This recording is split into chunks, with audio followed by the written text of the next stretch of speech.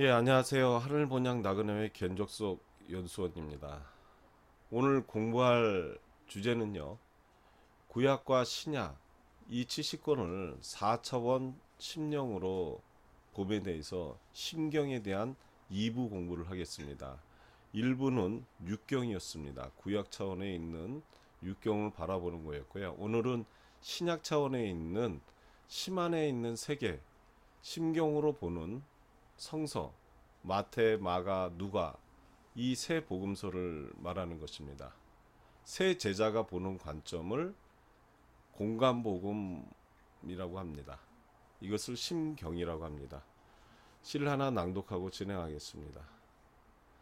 청사는 나를 보고 말없이 살라 하고 하늘은 나를 보고 티 없이 살라 하네. 사랑도 벗어놓고 미움도 벗어놓고 물같이 바람같이 살다가 가라 하네. 청사는 나를 보고 말없이 살라 하고 하늘은 나를 보고 티 없이 살라 하네.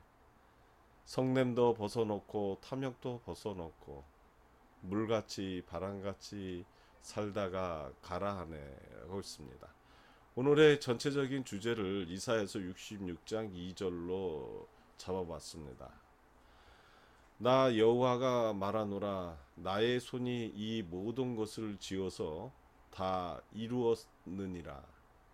무릇 마음이 가난하고 심령이 통회하며 나의 말을 인하여 떠는 자 그 사람은 내가 권고하려니와 라고 했습니다. 그럼 본문 2페이지로 들어가겠습니다. 4차원의 심령으로 보는 성서 심경입니다. 이 심경은 마태, 마가, 누가의 세 제자가 예수 그리스도의 생애를 본받고 그의 세 제자들도 자신의 스승처럼 이 세상에서는 나그네의 정신의 삶으로 살아가야 한다면서 쓴 복음서가 공관복음서입니다. 마태는 유대인들에게 전하는 복음서였고 마가는 로마인들에게 전하는 복음서이며 누가는 헬라인들에게 복음을 전하는 공통 관점에서 쓴 책입니다. 이것을 심경 차원, 반열에 이른 자들을 제자 차원이라고도 합니다. 우리가 지금 배우는 것은 성경 자체가 4차원으로 심령으로 이루어져 있는 신앙을 증명하는 것입니다. 그렇다면 자연의 선립 속에 식물이나 곤충들을 보자면 대표적으로 뉘에꽃이 껍질에 붙어있는 알에서부터 애벌레, 번데기, 나비가 되어 부활하는 과정들을 보자면 우리의 신앙심이 4차원으로 성장하는 생애와 정말 흡사하고 동일하다고 봅니다. 겨울에는 나뭇가지에 매달린 고치와 알이 함께 그 속에 있다가 봄이 되면 알이 애벌레로 깨어나면 작고 새카만 벌레들이 꼼지락거리는 모습의 크기는 개미와 같이 보입니다. 그 애벌레는 나뭇잎을 먹고 성장을 하면서 여름을 맞이합니다. 순놈의 짝짓기 속에 암놈은 그 고치에다 또 알을 낳게 됩니다. 이 애벌레가 또 허물을 벗기를 시작하면 자신의 몸 색깔을 4번이나 변화시키는 과정에 처음 맛본 나뭇잎만 먹고 중간에 먹이 식물을 절대 바꾸지 않습니다. 먹이 식물을 바꾸면 그 애벌레들은 바로 죽습니다. 초순 여름이면 애벌레는 번데기가 될 준비를 하고 밤이 되면 애벌레는 좋은 장소를 찾아 한쪽에 실을 토하면서 나뭇잎에 붙어 그 실로 하나가 되어 집을 짓고 그 나뭇잎을 갉아먹고 자랍니다. 가을이 오면 고치 속의 번데기가 몸을 뒤틀어내면서 애벌레 허물을 벗어버리는 모습은 마치 태아가 엄마의 뱃속에서 발기질을 하는 것처럼 번데기에서 날개 있는 어른, 3페이지입니다. 얼음벌레, 우화로 변화가 된다고 되는 것입니다.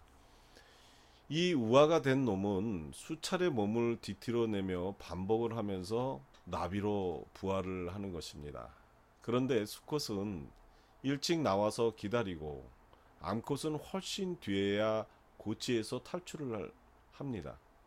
암컷은 고치에서 나오자마자 페로몬을 분비하면서 여기에는 페로몬은 주로 곤충의 암컷이 수컷을 유인하기 위해서 그 몸에서 그 분비하는 물질을 얘기합니다.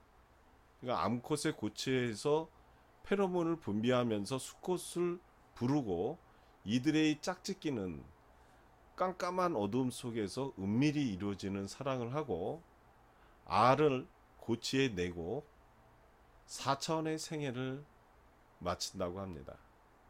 이처럼 우리 인간에게도 눈에 보이지 않는 심령 자체를 뇌의 고치로 통해서 살아계신 하나님의 역사가 이루어지는 것처럼 성경에는 산자의 하나님인 아브라함, 이삭, 야곱, 요셉의 성령들을 각 차원에서 받았을 때 우리의 심령 속에 영이 살아나고 육체와 짝하고 있는 그 정신들은 쫓겨 나가는 것입니다.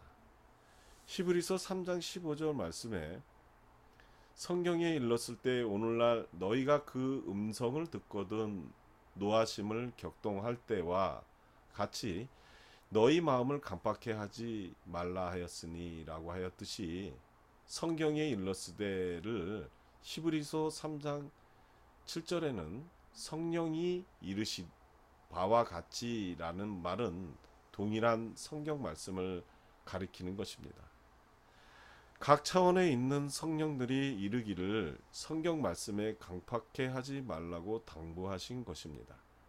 그런데 이 말씀에 강팍해 하는 이들이 있습니다. 이들은 새하늘과 새 땅을 신천지라고 명찰을 붙이고 다니는 사람들을 보자면 유관적 행위 결과를 드러내고 있습니다. 이들을 심경 차원에서 보면은 자신의 신앙의 마음 자세를 바라보고 심적 마음에 자기가 지은 죄를 뉘우치고 다시는 그 죄를 짓지 아니하는 마음 자세로 자아를 반성하는 것이 신앙의 참 모습으로 선장하는 것입니다. 그런데 그것들을 어디에 다 팔아먹고 있는 것을 보자면 즉 누에 고치 입 아래서 나왔다고 자랑을 하면서 기존 교회나 여호와의 증인 등 신앙심을 신란을 하고 있는 모습의 결과는 다시 초등학문 돌부리에 넘어져 버린 신앙인과 똑같으며 몽학생 구약 속에 붙잡혀 있는 것입니다. 4페이지입니다. 자연의 섭리들의 모습을 보자면 알을 깨지 못하고 또는 애벌레에서 허물을 벗지 못하는 모습을 보자니 안타까운 마음에 있습니다. 신천지인들은 의문 속에 붙잡혀 있는 성경 모습은 이러합니다. 고린도후서 3장 6절 말씀에 저가 또 우리로 새 언약의 일꾼 되기에 만족해 하셨으니 의문으로 하지 아니하고 오직 영으로 함이니 의문은 죽이는 것이요 영은 살리는 것임이라고 했습니다. 저들은 대부분 구약 성경을 문자적으로 보고 성경의 말씀을 이해했다고 보지만 자신의 심령을 보지 못하는 것은 남을 보고 판단과 비난하는 결과는 성경 속 의문에 붙잡혀 있는 모습입니다. 자기 자신이 자아를 옥에 가두어 버린 상태를 보니 답답할 뿐입니다. 이런 말씀을 마태복음 5장 22절에서 26절 말씀이 있습니다. 나는 너희에게 이르노니 형제에게 노하는 자마다 심판을 받게 되고 형제를 대하여 라가라 하는 자는 공회에 잡히게 되고 미련한 놈이라고 하는 자는 지옥불에 들어가게 되리라. 그러므로 예물을 제단에 드리다가 거기서 네 형제에게 원망들을 만한 일이 있는 줄 생각나거든. 예물을 제단 앞에 두고 먼저 가서 형제와 화목하고 그 후에 와서 예물을 드리라. 너를 송사하는 자와 함께 길에 있을 때 급히 사화하라.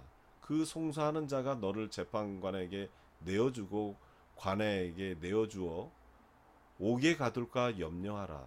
진실로 네게 이르노니 네가 홀이라도 남김없이 다 갚기 전에는 결단코 거기서 나오지 못하리라고 했습니다. 공간복음 차원으로 보는 심경은 육안으로 보고 육의 귀로 듣는 차원이 아니라 마음으로 느낌을 기록한 심경, 곧 마음의 경전이라는 것을 이해해야 됩니다. 우리가 성경을 마음으로 느끼고 알아가고 배움으로써 심경을 깨달음에 서 있으면 형제를 라가라 하지 않습니다. 이것의 결과 자기의 의이고 하나님의 의에 속하지 않았다는 증거입니다. 모든 신앙인의 출발을 육경의 초동학문서부터입니다. 그렇다면 심경에 있는 청령 차원이라면 우리가 어떤 말씀의 행함을 해야 하는지 서로가 5페이지입니다. 반성해야 하지 않겠습니까? 즉 청년, 신경 차원을 성경에서 찾아보자면 디모데후서 2장 21절에서 23절에 그러므로 누구든지 이런 것에 자기를 깨끗하게 하면 귀 쓰는 그릇이 되어 거룩하고 주인의 쓰임에 합당하며 모든 선한 일에 예비함이 되리라. 그러므로 네가 청년의 정욕을 피하고 주를 깨끗한 마음으로 부르는 자들과 함께 의와 믿음과 사랑과 화평을 조추라. 어리석고 무식한 변론을 버리라. 이에 다툼이 나는 줄 알미라고 하셨습니다. 여기 본문의 청년의 정욕이라고 하는 것은 아직 미숙한 신앙이므로 아직 육적 재물과 영적 재물에 양다리를 걸치고 신앙을 하고 있는 모습입니다. 재물이 많다는 것은 한편으로 보기는 좋아도 상대적으로는 보기 좋지 않다는 것입니다. 이 말씀이 마태복음 19장 22절에서 23절 말씀을 보겠습니다. 그 청년이 재물이 많음으로 이 말씀을 듣고 근심하며 가니라.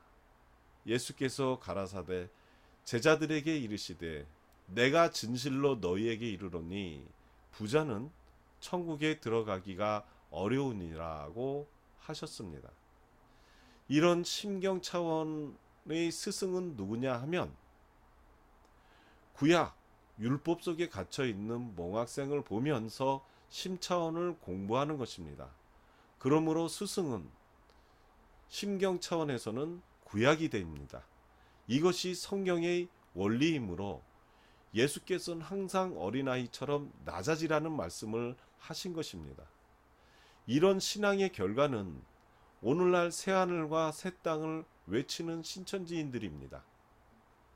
이들은 공간복음의 차원에서 진입해서 자신을 다시 되돌아보면서 자신의 심령이 육경과 신경 속에 반성하는 낮은 자세에 있으면 그 말씀에 깨달음을 주십니다.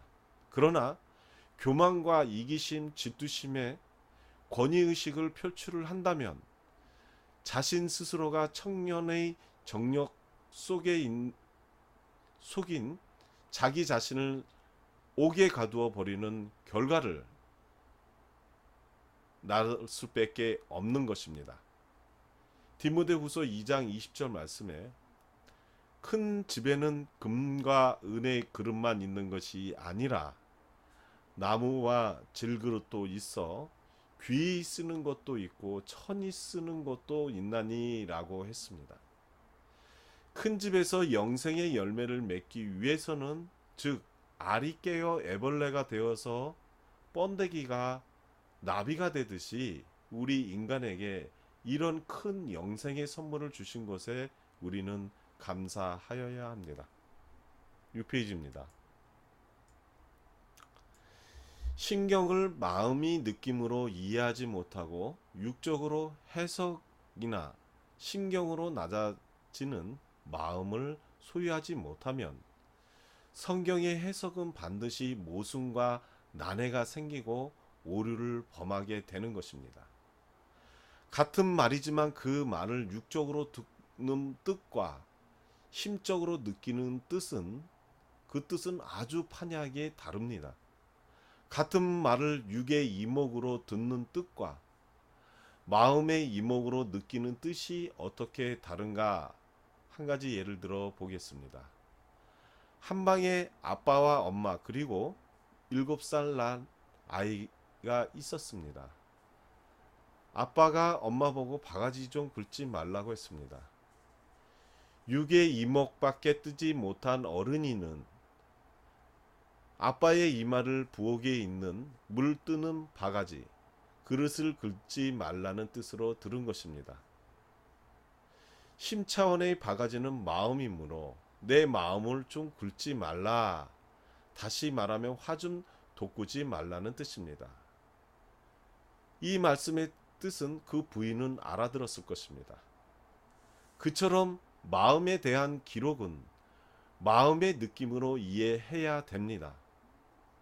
그럼에도 불구하고 심경인 마태복음 24장에 나오는 전쟁, 기근, 지진 등의 환난을 육안으로 볼 수 있게 일어나는 육적 환난으로 해석하는 어린아이들이 바로 여호와의 증인, 신천지인 등 육적인 세상 기준으로 심경을 육안으로 보는 자들입니다.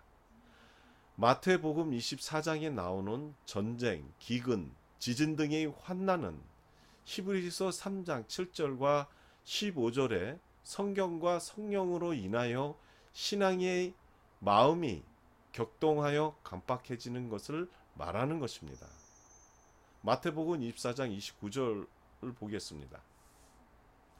그날 환난 후에 즉시 해가 어두워지며 달이 빛을 내지 아니하며 별들이 하늘에서 떨어지며 하늘의 권능들이 흔들리라고 했습니다. 이런 기록들을 모두 육적으로 해석을 하는 그들의 차원이 초등학문에 있는 어린 아이 차원입니다. 그러나 그들의 모습을 보면 정말 딱해 보이고 안타까워 기가 막히는 심정입니다. 7페이지입니다. 즉 나비의 알이나 애벌레, 번데기에서 벗어나지 못하는 것은 바로 죽은 신앙입니다. 육의 이목밖에 열리지 않는 6차원에서는 육적 하늘과 땅이 천지였지만 예수님이 이 땅에 오셔서 떡 한 개로 수천 명을 먹이고 생선 한 마리로 수천 명을 먹이며 남은 부스러기만 해도 몇 광주류가 되어서 죽은 사람도 예수님 옆에만 가면 살아남으로써 문둥병도 깨끗이 낫는 것을 보니 6차원의 천지보다도 예수님이 더 소중하게 느끼지므로 예수님 곧 심차원의 천지인 것입니다. 예수님은 자신의 신앙의 삶을 제자들에게 본을 보인 것이 공간복음의 차원입니다. 즉 예수님의 그리스도의 생애를 마태, 마가, 누가의 제자들이 그 삶의 나그네 정신을 덧입어서 그대로 예수 그리스도의 흔적을 입은 제자들이 쓴 공간복음이 공간복음의 차원의 책입니다. 그러면 우리는 예수님의 심정을 심차원의 정신으로 천지로 보아야 합니다. 첫째 하늘은 공간복음의 차원이고 첫째 하늘의 밭은 구약 즉 땅입니다. 신앙의 우리가 신앙의 정의를 보자면 히브리서 10장 1절 말씀에 율법은 장차 오는 좋은 일의 그림자요 참 형상이 아니므로라고 하였으니 구약은 땅이고 신약은 하늘이라는 것입니다. 이것이 구약과 신약을 가리켜서 천지를 이루라는 것입니다. 누가복음 21장 33절에 내가 진실로 너희에게 말하노니 이 세대가 가기 전에 모든 일이 다 이루리라. 천지는 없어지겠으나 내 말은 없어지지 아니하리라 하고 했습니다. 여기 누가복음에서는 이 세대를 무화과 나무로 비유하면서 인자가 구름 타고 오는 세대라고 했고, 마가복음에서는 이 세대의 천사들을 보내어 택한 자들에게 오는 세대입니다. 그러면 본문에 천지는 없어지겠으나 내 말은 없어지지 아니하리라 라는 말씀은 무슨 뜻이냐 하면, 천지라고 하는 말은 예수님 자신을 가리켜서 말씀하시는 것입니다. 그러면 이 말이 언제 이루어지리라 하는 말이냐 하면, 내가 죽은 다음에 이루어질 것이다 라는 말씀입니다. 천지라고 하는 말은 이사야서에 있는 말씀을 끌어온 것입니다. 마태복음 5장 18절에 보면 천지가 없어지기 전에는 율법의 1.1획이라도 없어지지, 8페이지입니다. 아니하고 다 이루리라고 하였으니 천지가 없어지면 율법도 없어지리라, 그런 말이 되는 것입니다. 예수님께서 형주에 돌아가신 뒤에 천지가 이루어지라는 것은 성경 말씀으로 오신다는 뜻입니다. 누가복음에는 내 말은 예수님 속에 있는 마음을 얘기하는 것입니다. 자기 속의 마음을 표현하는 것입니다. 말은 예수님의 마음을 얘기하는 것입니다. 여기서 내 말이란 예수님의 정신, 예수님의 마음을 말합니다. 즉 초대회중은 예수님의 정신, 나그네 정신이라고 합니다.